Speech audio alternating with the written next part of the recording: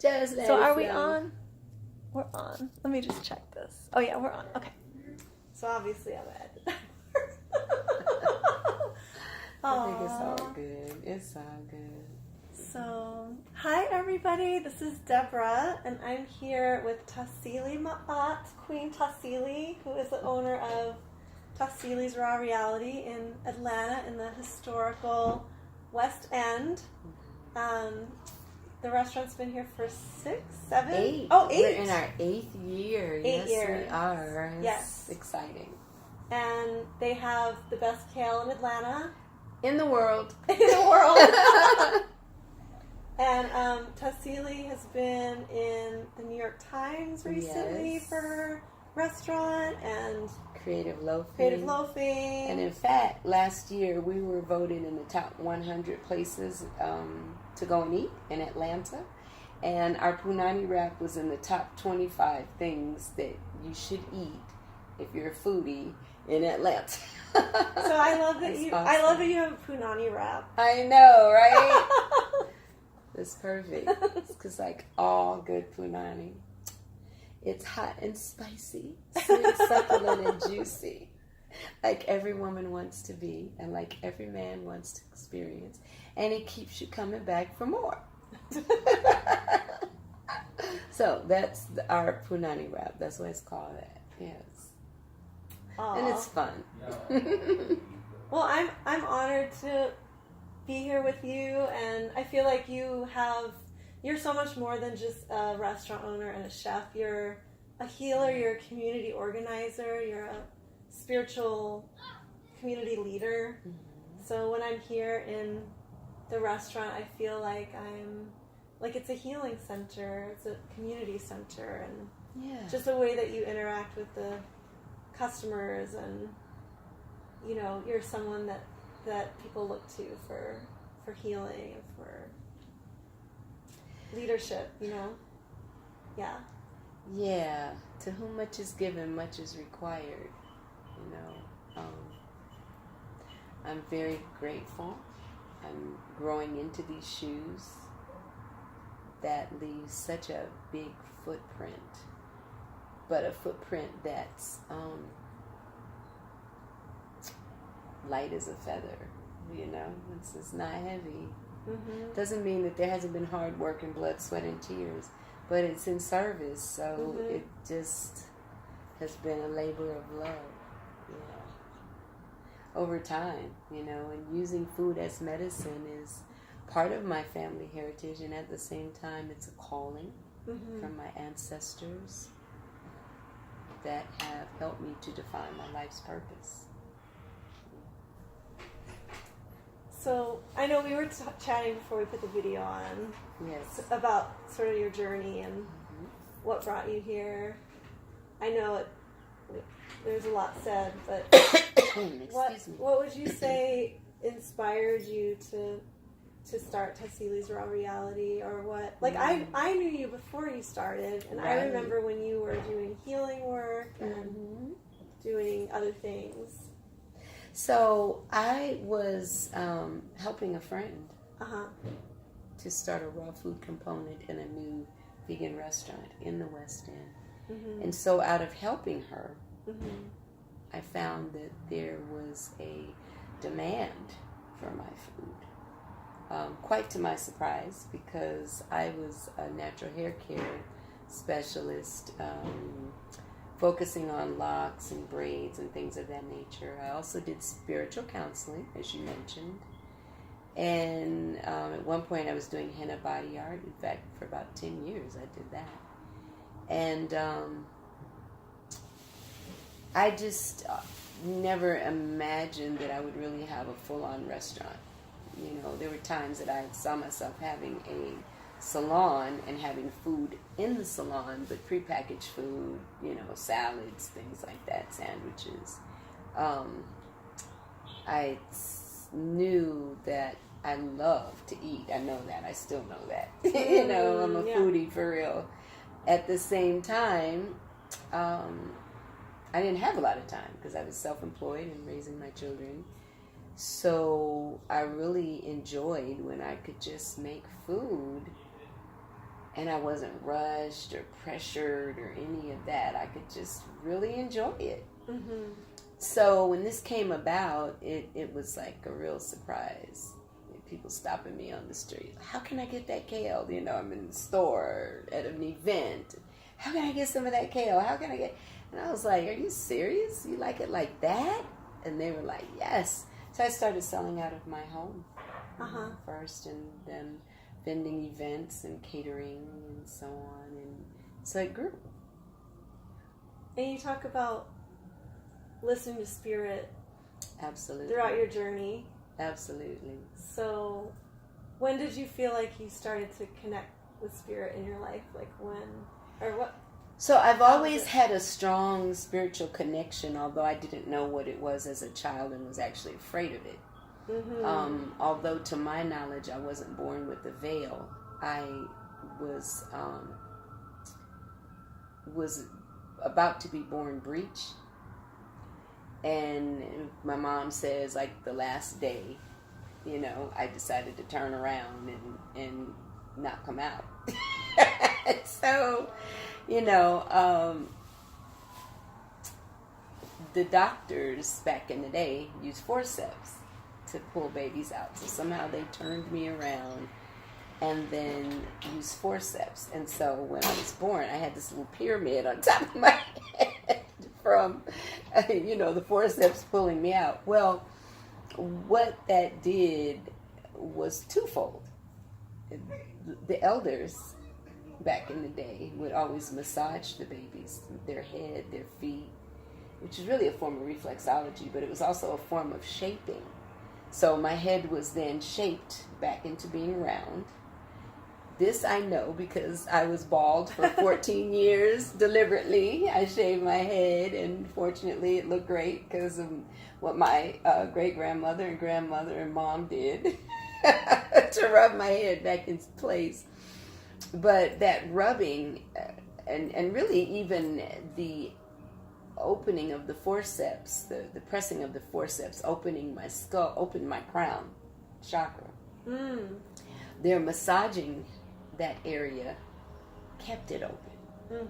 So from ever since I can remember, I saw spirits, I heard voices, I would sense things. And my family would tell me I was crazy. They were telling me there was no such thing as ghosts. I wasn't hearing. There was nobody over in the corner. There was nobody saying anything to me. So eventually I stopped telling them, but I didn't stop seeing or hearing or sensing. So quite often as a child I was frightened because, you know, I didn't know how to process it. And some of those beings that I saw were scary. You know, they were frightening. And so not having that level of protection knowingly or consciously, I spent a lot of time sleeping in my mom's bed, you know, and my dad's, well, they were married, so sleeping with them. And as a young girl in elementary school, going to slumber parties, we would have the little, you know, seances where we were supposed to be raising the dead. Oh, yeah. I think that's an initiation, right? That too. Yeah, I don't know any young girls. Like, my daughter and her friends, they were doing it. It was nothing I told them about, but they were doing it. And so I think it's part of a rites of passage ritual for young girls, you know, to play with spirit. You know, I had a Ouija board, and I had so much fun with it until one of my friends said that it was run by the devil. So I asked it, because I was devastated. You asked the Ouija board if it was run by the devil. Said, who controls you? Are you controlled by the devil? And figure that out. Right. And it said yes. So I threw it in the trash can. Oh my God. I was like, oh no. Remember, because I was scary and I wasn't going to play with that. Right. You know, and yet I had never had a bad experience with it. Nothing spooky, it never told me anything bad or whatever, but I had it maybe a good 3 weeks before somebody said that. And I asked it and I was like, Okay. Now, I'm not saying that that is so per se, because I don't believe in a physical devil or even a spiritual devil per se. Right. But there are laggard and negative spirits who whisper, who misguide, and devil is lived backwards. No, lived backwards. And evil, right, is lived backwards. Oh, backwards, yes. Okay. And evil is lived backwards. Uh-huh. So how I came to understand that is that these are beings or entities or people who are choosing to live in contrast to universal law, in contrast to being loving, in contrast to being kind. You know, so it exists in that form. But I don't believe in a little man with horns and, you know, all the foolishness. So at that time, though, I threw it in the trash because I was really clear that I wasn't trying to be associated or involved with anything scary. And to me, negative energy can be really super scary. You know, I mean, look at the world. You know how it's a nightmare for many. Fortunately, for most, it's a wonderful dream. You know, it's the dream time creation. So I'm glad that outweighs everything at the end of the day and the beginning of the new day. So it wasn't, so I was slowly and gradually coming to accept my connection.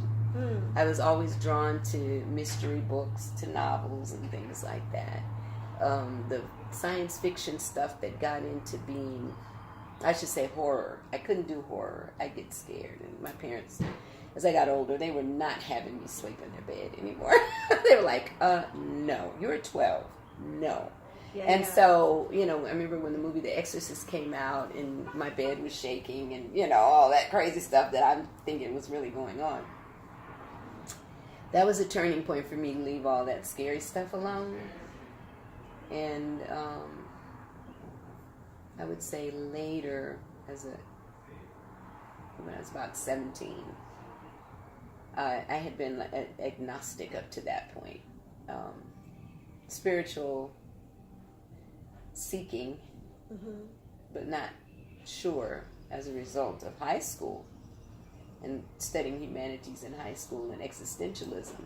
So feeling like, well, you know, I'm not sure, is there really a God? You know, we exist.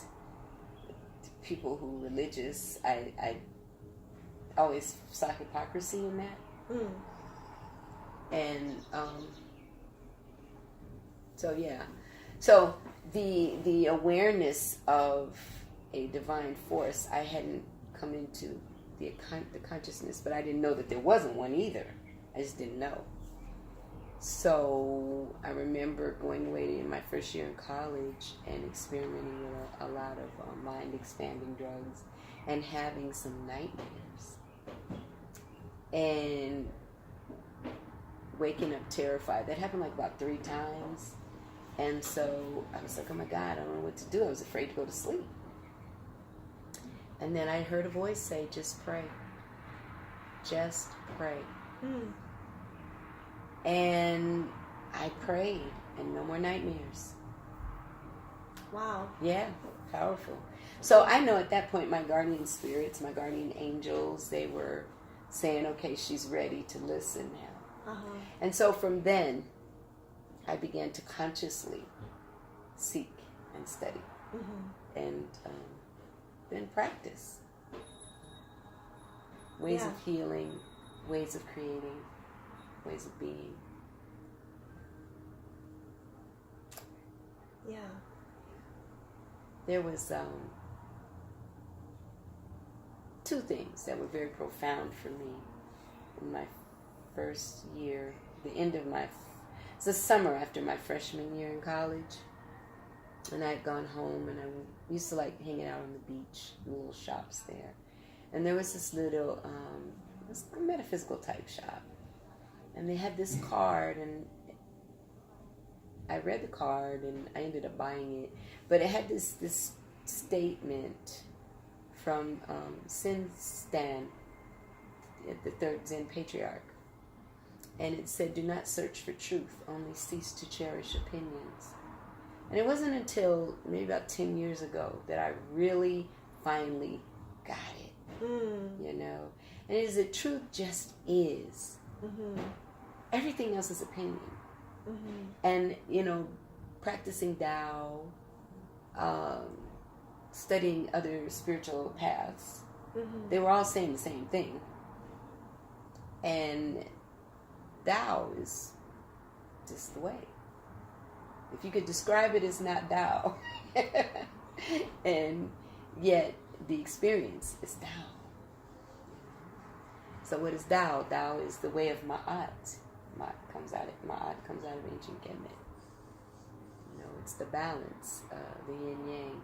And the other profound thing that happened that summer was that I was given an assignment. Well, I chose an assignment as an independent project to write about this funerary object that was done from this lost wax casting process that they did in ancient Benin, but they do it now still some way out in the bush somewhere in Nigeria.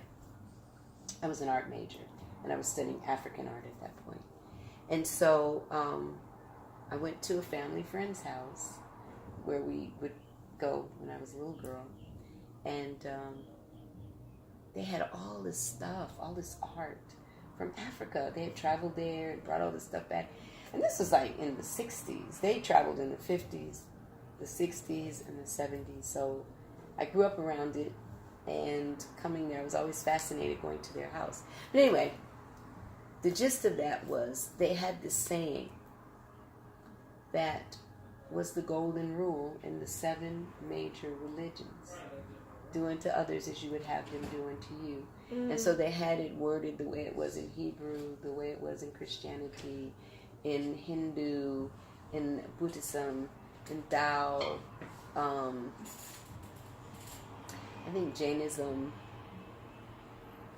and I don't remember. There had to have been 2 other ones, but, well, one other one. I don't remember what the other one. Islam. Did I say Islam? I think Islam. Anyway, 7 major religions. And it was the same thing.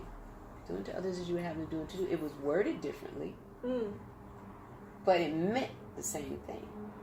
So I was like, okay, so maybe there really is one origin, a divine intelligence. And maybe I shouldn't get hung up on the name. So that's how then I began my journey on a real conscious seeking path. And it led you here. It led you from San Diego to Atlanta and opening this place. And yeah, it's been quite a life. I'm thankful for my life. I feel like I've lived lifetimes in this one life. Yeah. You know, when my marriage ended, I went back to school right before it ended, actually. My first marriage, my first husband. While I was married to him, I explored just being. You know? I received the name Tassili. I began just following my spirit as it pertained to what I was being guided to do spiritually, not so much somebody teaching me. Because although I had experience being African Methodist Episcopal in Houston, I was baptized as that when I was born. Then moving to San Diego, and my mom taking us to a Presbyterian church. Then spending time in the Seventh-day Adventist church. Then no church. Then becoming Muslim when I was in college. And then stepping away from that. I knew there was something out there and something in here, but I wasn't feeling at home in any of those environments, and yet I gained pearls of wisdom from all of them. So I was led to metaphysical group, where I then began to really study. And in school, I was studying spirituality through African art in particular, because all indigenous people, when they create something, they create it to be functional first and beautiful second. And much of what they created was influenced or directly related to all things spiritual, because there was no separation. Mm-hmm. So as I began to learn more and more and more, I was like, wow, I could see these common threads. And the goddess energy was calling me. I would say there was a singer, she's not living now physically, Angela Bofill. She had a album back in, maybe 84, 83, 84, called The Voyage. And there was a song on there called The Voyage. And it was dedicated to Yemaya. Well, I didn't know who Yemaya was. I didn't know anything about African traditional religion. Mm. But every time, I bought the album because she had a song in there called Under the Moon and Over the Sky, which is very spiritual, and I've always done inspirational dance. Peace, how you doing? I've always done inspirational dance. So, I would, just take off dancing. Right. Then the album would play, but then this other song, oh my God. It got to a point where I had to hear that song at least 5 or 6 times a day. And I would go into a trance dance doing it. Finally, I was like, I am obsessed. Who is this Yemaya? So I went to the library, and the only book that I could find on Yemaya was a book on Macumba, which is the Yoruba religion as is practiced in Brazil. So it's Macumba, Candomblé, Nago. So how about I had the book but didn't get a chance to read it for a couple of days, and when I picked it up and read it, it was New Year's Day, which was Yemaya's sacred day. Oh. Didn't know, but you see how spirit connects the dots? Right. My favorite color was blue. Yemaya's colors are blue and white. She governs the energy of the ocean. I love the beach. There were little metaphysical things, rituals that I would do that I was spiritually guided to do, like lighting candles at the water, and sometimes setting them inside something and letting it float on the water. But sometimes I would put it right there at the water's edge, and, the tide would eventually come and carry it away. But I'd be given instruction by spirit to walk backward from the ocean as I put it there, and said my prayers, and was guided to do all of this. And so when I'm reading this book on Macumba, these things are in there. I'm like, oh my God, you're right, like that. And I'm like, okay, So many of my initiations have come like that, from the inner planes, the inner realms. So that's why I don't really need anyone else to validate my relationship to my ancestors, to the spirit guides, the Orisha, the Neteru, all these different ones that work with us. They've always been with me. Always. Wow. And so I was interested in sacred symbolism at that time. I didn't know why. I was just, as an artist, I was fascinated. The symbol that you see on my wall here, the Jinyame, which is an Akan symbol, and it means fear none but God.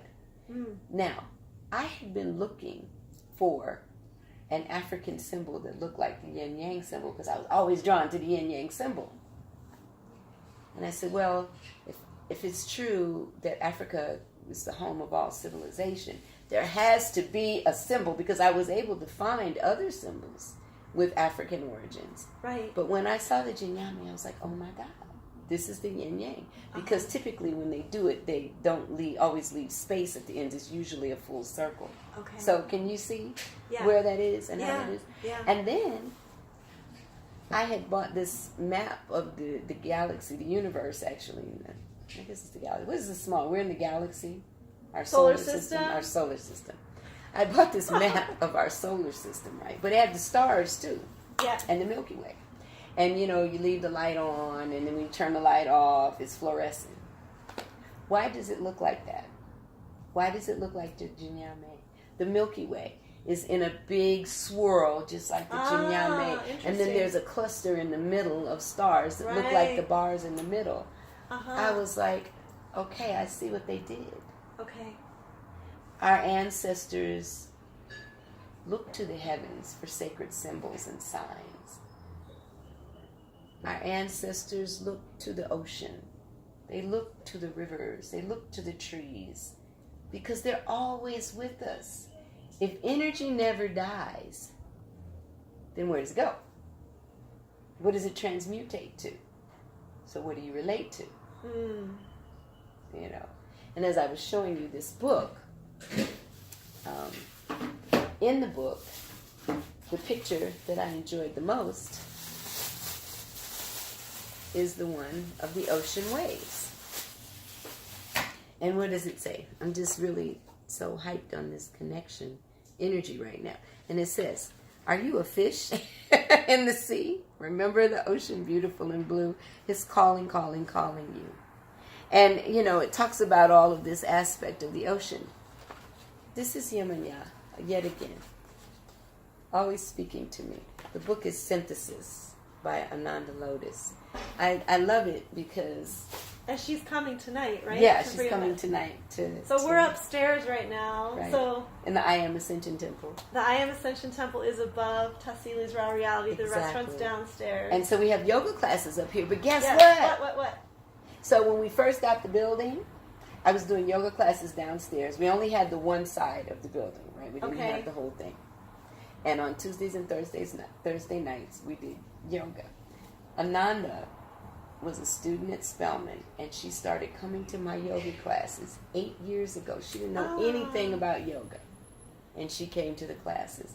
She's written a book about yoga and meditation and mandalas. I mean, I just feel so grateful. Thank you. Yeah. I feel so grateful to plant those seeds to help people awaken, because I know so many ones and ones helped me along the way. So we pay it forward.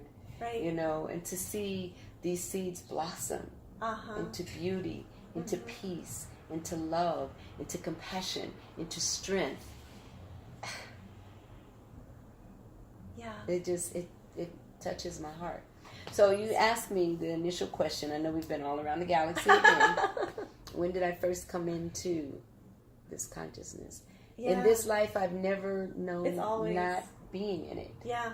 You know, it was just different degrees of being aware of it. Mm-hmm. And I'm still learning. Yeah. It's amazing. It is. I'm always blown away. Well, I don't know if you feel comfortable sharing your age. I'm always blown away. I don't mind. Because I feel like we're like sisters, you know? And then it's such a testament to the lifestyle that you live, because you look so young. Thank you. So yes, but I will be 62 this year. I had to think about it. I'll be 62 this year. You look so young. Because it's crazy. I mean, most people think I'm in my 40s, usually early 30s, early 40s. Yeah. Depending on what I have on, sometimes late 30s. If I'm dressed really super young, you know, and because I am a child at heart anyway. Right. So, but being vegan, I've been vegan for 30 years. I've been a raw foodist for 11 years. I'm not 100% raw. I vacillate between 90 and 98%. Wow. But having a raw food restaurant helps. It helps. Right? You have it right there. Have the support system already in what place. Should I have today? Exactly. Well, you saw my staple, the kale salad, my carrot tuna. That's the staple. And then I may have the way better than okra. I may have the nori roll, which has the sun and sea pate. I may have the black love stew. Sometime the pad thai. Oh, I love your brownies, too. Oh, the brownies are wonderful, yes. And then we have the African carob cake. Oh, the carob cake. Yes. I remember one time so Tassili and I have known each other for a while. A long time. And we are sisters. We're sisters. Sisters I know, I feel like I didn't introduce you properly. Oh, no, it's okay. It's a flow. But I feel like, I remember I was vending the Evolver Fest with Daniel Pinchbeck and the whole Evolver movement. Mm-hmm. And I think I wholesaled or something, like I got like a couple of your carrot oh, cakes, right. And then I sold them at my booth. I remember that. It was at the Land Trust. At the Land Trust. I remember. Yeah. Yes. You've always been a big supporter. I thank you so much. Yeah. You've always supported me. You've always supported me too. It's been such a blessing. I always say though that, you know, the saying "it takes one to know one," it's really true, because you have to have it in you to be able to recognize it in someone else. Mm-hmm. And so it's that essence of the Most High that we recognize in ourselves. Mm-hmm. And then we can see it so readily, or feel it so readily in those who also have an awakening, a knowing about themselves, even if they can't articulate it, you know. And so you have coming up you do your wonderful Wizards of Ra festival. Yes. Which that is will coming be, up. Yeah, the first weekend in June 2nd and 3rd. It's in the backyard of the restaurant. And our address is 1059 Ralph David Abernathy Boulevard in the historic West End, Atlanta, Georgia. You can also just go to our website, tassilisraw.com, or you can follow us on Facebook, Instagram, we're on all that social media. And so we have a raw food extravaganza called the Wonderful Wizards of Raw. See, that's that old metaphysical stuff going on again. Because we are culinary alchemists. And when I embarked upon this food journey, initially, the people that I thought would be of assistance in helping me, you know, learn about the restaurant business were not the people. They didn't come forth. So other people helped, but these were people that I least expected. Some that I really didn't even know. So, you know, I thought, what a shame that we see each other as competition. Right. We're allies. Right. Because our competition is McDonald's, it's Wendy's, it's Burger King. Mm-hmm. But those of us who are vegan, who are chefs, who are using food to heal people. Right.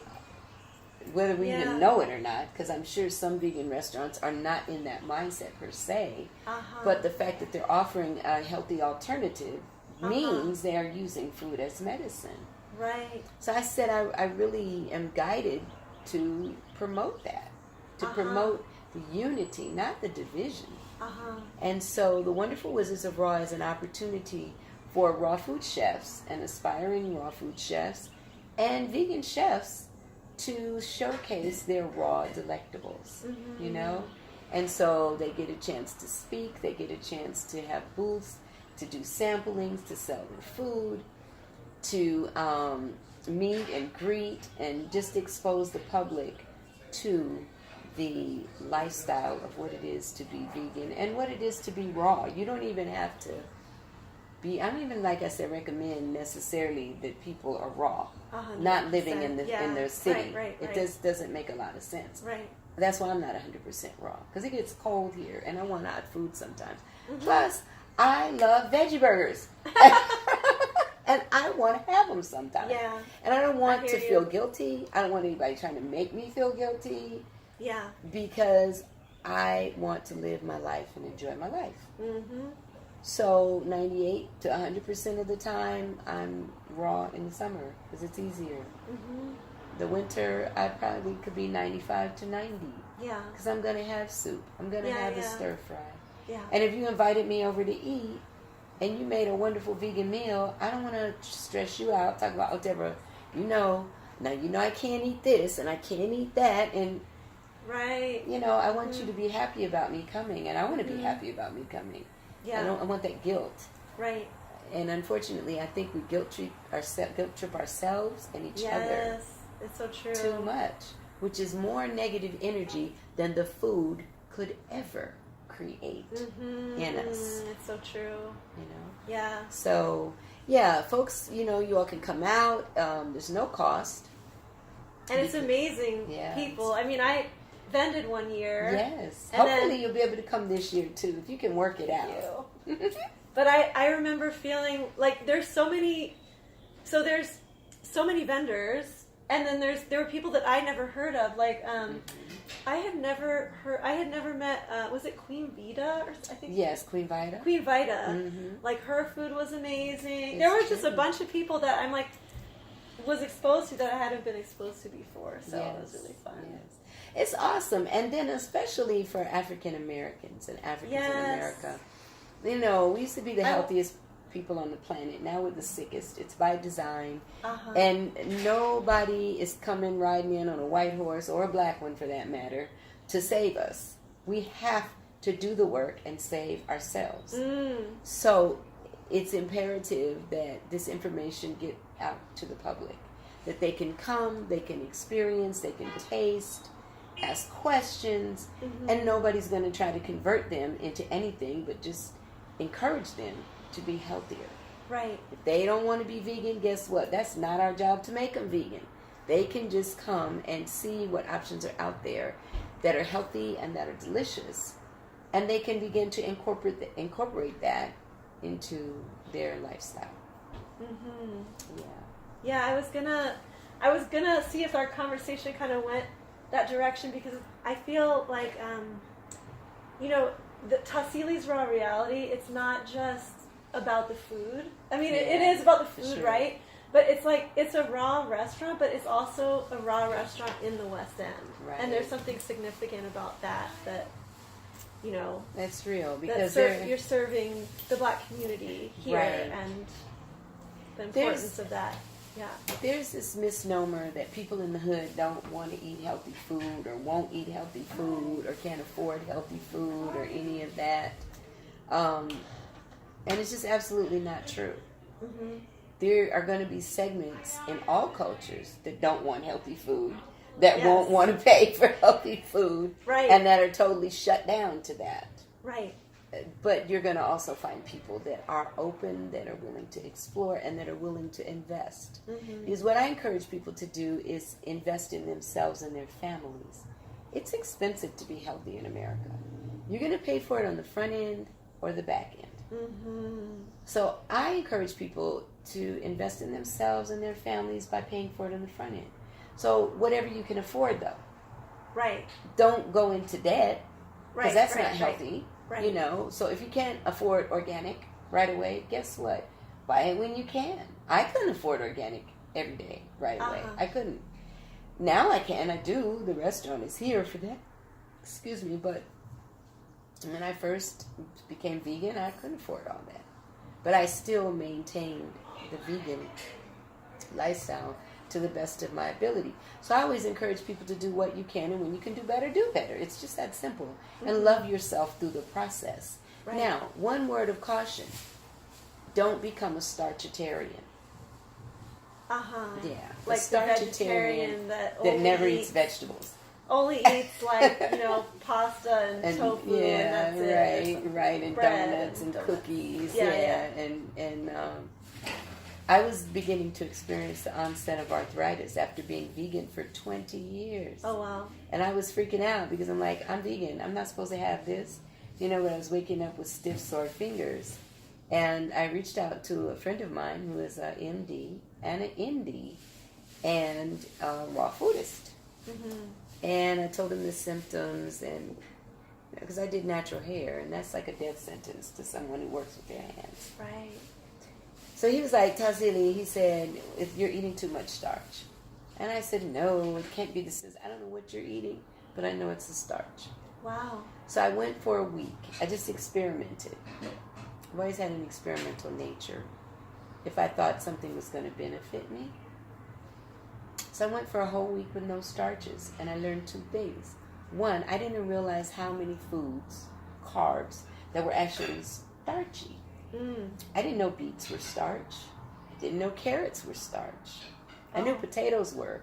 But, from my early reading about being vegetarian, certainly I didn't remember it, if it was even in the books that I read back in the 70s about becoming that. So by the time I actually became a vegan, I had gone through a good maybe 10 years of not being vegan, but not eating red meat. So I wasn't even vegetarian at that point, but I didn't eat red meat. So there was a lot I forgot, and some I just didn't know. I didn't realize how I was eating compound starches. So, for example, I'd have granola for breakfast with my almond milk, with bananas. Okay. Are you getting the picture? Combining things, with maybe nuts sprinkled on top of it. Yeah. All of that starch. So it's like all these combined things, right. And my body is like, whoa. And I wasn't drinking enough water, and I wasn't eating enough fresh leafy greens. I just wasn't. You know what astounds me is the amount of kale that you must go through every single day in this restaurant. Oh, God. Because the portions are huge. Like, you're getting are. so much kale into so many people's bodies. So we go through anywhere an average of 10 to 15 boxes a day. Okay. Yeah. Because I'm watching, there's you get in line to get your order, and then you watch the wraps being made, and it's just like such a generous portion of marinated kale. Well, see, the thought is this. Most people think you can't fill up on eating just leafy greens. Right. But, what does a gorilla do? Right. A gorilla eats greens all day long. An elephant is going to eat greens all day long. Your bigger, strongest animals are vegetarian, and they live off of greens. And they're all raw foodists because they don't cook. Right? Right. Your rhinoceroses, your hippopotamuses, none of them cook. Even your cows, your bulls. Right. We're the only ones that cook, humans. Exactly. And then we're feeding the pets, and they're getting cancer and all this, right? Exactly. Yeah, Isn't that something so backwards, right? Yeah. So, in any case, we want to give a hefty amount so that people are full. Our food is organic whenever we can get it. It's non-GMO whenever we can get that. Right. So they pay a good price for it. Mm-hmm. Now, we're comparable to other vegan restaurants. Right. But it is in the hood. Uh-huh. We do feed all kinds of people. Folks that are on fixed incomes, folks that have a gang of money, and everybody in the middle. Mm-hmm. And even the homeless. This word on the street is the homeless can come here and get food. We do give them food. And I want people to feel satisfied. If they spent $10 on a wrap, a half wrap, it's this size, I don't want them to feel gypped. I don't want them to feel like, what did I waste my money on? Right. And that was one of my pet peeves before I had my restaurant, that I would go to restaurants, they'd charge an arm and a leg, and I'd leave feeling hungry still. And I'm like, and then because I'm someone who cooks, back in the day, I knew how much food cost. Right, so you could figure it. Right, and I'm like, why are you cheating us? Right. Mm-hmm. This is, I know this, no. Yeah. This meal costs maybe $3, and you've charged me $12, and I'm hungry. Right. And I'm hungry. Most people I talk to about Tassili's wraps, they're like, oh, I buy the wrap, and then it lasts me today, and then I eat the rest tomorrow. Exactly. Like they all, Exactly. Yeah. I want people to really feel satisfied. The kale acts as, and the other raw food, acts like bristle pads, a Brillo pad, just scrubbing out the intestines so that, not only are you filled, but then you have a large amount of waste that comes out. Because the intestine, the small and the large intestine, get cleaned out. Even the raw kale, and the plantain, all of the foods really, like our nori rolls, somebody was saying, I eat those, and by the end of it, I'll eat it for lunch, and by the evening, I'm just releasing everything. I love your nori rolls. Me too, it's one of my favorites. Yeah. Well, habanero peppers, that's gonna clean you right out. But our sorrel does that too. Our sorrel is super strong. I'm totally having deja vu right now. I don't know. I feel like I had a dream about this. We started talking. No, the conversation went to like digestion. Because what is digestion? Yeah. Mentally, physically, spiritually, and emotionally. All the stuff that we talked about, my spiritual journey, was how I was digesting what was coming into my spiritual awareness. My emotional awareness, my mental awareness, and how I digested it was how I processed it, to be able to use what I could and release what I couldn't. So here, as you stated earlier, we not only feed people physically, but we feed their mind. We have classes and presentations where folks can come and learn information.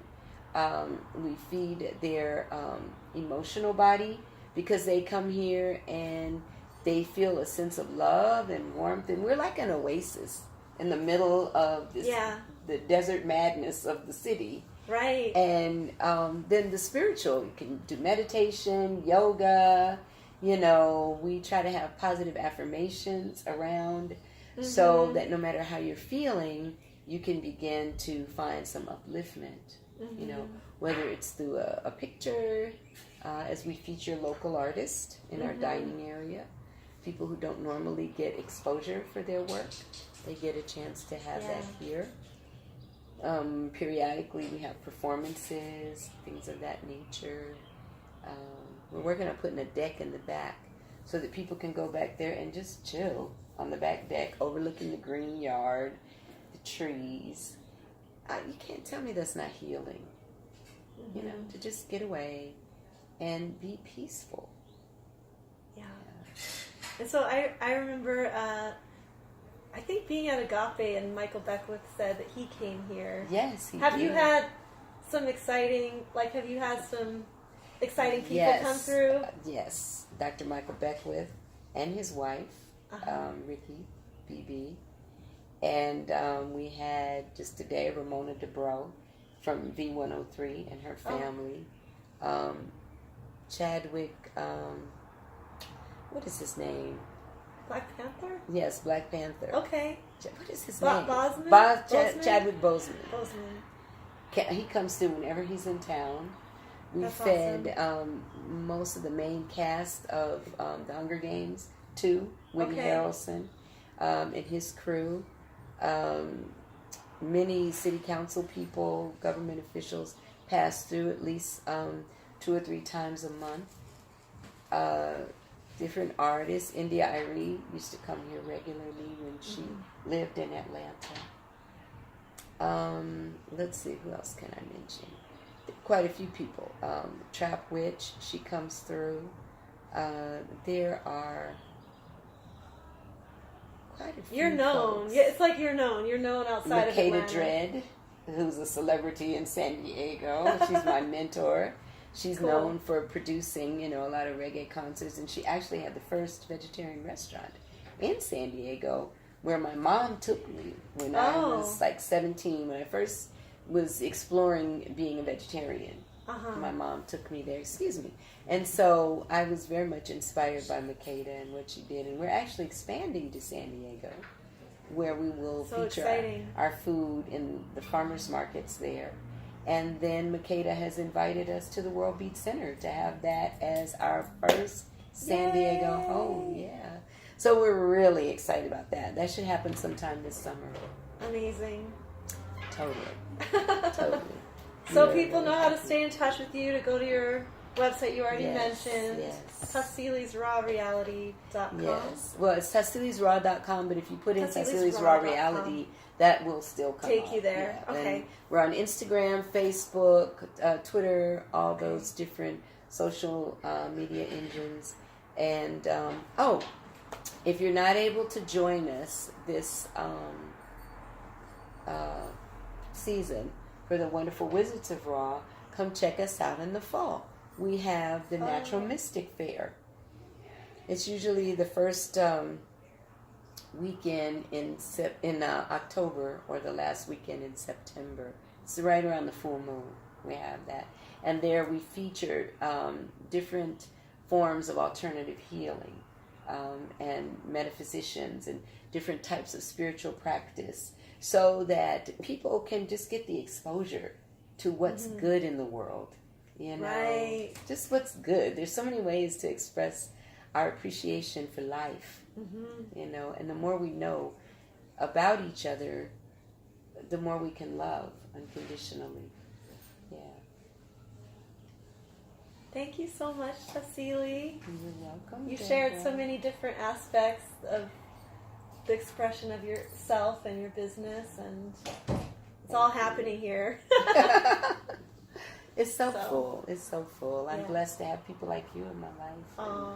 My staff from the Raw Reality, my family, amazing, beautiful people. Our Raw Reality family, which is the customer base. Right. So many of them have been investors in themselves and in us since day one.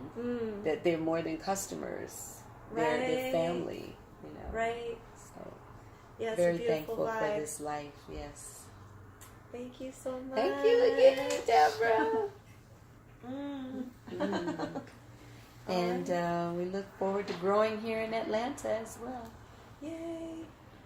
Thank you. So come visit. Yes, come visit us at 1059 Ralph David Abernathy Boulevard in the historic West End, Atlanta, Georgia. Yay. Tassili's Raw Reality. Peace. Peace.